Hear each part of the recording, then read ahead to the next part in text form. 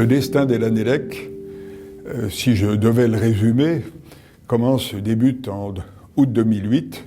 Guillaume de Lanélec, le patriarche de la famille, a une retraite active qu'il partage entre son manoir tout au bout du Finistère, Kerjagou, et puis son métier de publicitaire à Paris. Il a une belle-fille, Claire, qui est en fait la femme de son fils légitime Éric. Claire est une jeune avocate, brillante, dynamique, et elle mène auprès de son mari une vie tout à fait privilégiée, quand soudain éclate un drame. Éric et elle ont une fille qu'ils adorent, Mathilde, qui tombe gravement malade. Alors cette épreuve, ils la vivent différemment.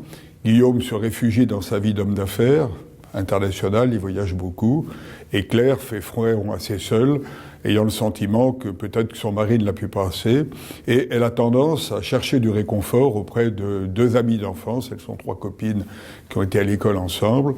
Il y a elle, bien sûr, Agnès et Astrid.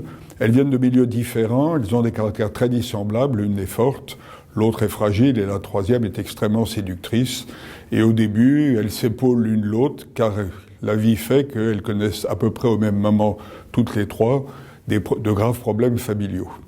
Et puis, passé cette phase, le passé et ses mystères revient et s'entrechoquent avec un présent douloureux et les amène à s'affronter fortement. Et elles vont connaître à la fois la souffrance, l'amertume de la trahison et la terreur des attentats. J'avais cette histoire dans la tête, et puis je dirais, de façon tout à fait étonnante, l'histoire elle-même m'a pris en main et les personnages m'ont guidé. Et j'ai été amené à livrer une expérience très personnelle que j'ai moi-même vécue au sein de ma propre famille.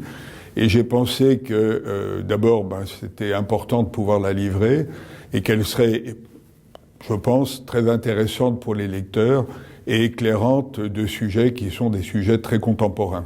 Donc voilà pourquoi j'ai écrit ce livre. Le drame de ces trois femmes, parce que chacune vit un drame, sont des drames extrêmement contemporains et qui, je le répète, me paraissent de nature à intéresser beaucoup de gens confrontés à ce genre de situation et qui seront intéressés par la façon dont les héros les ont affrontés et les ont surmontés.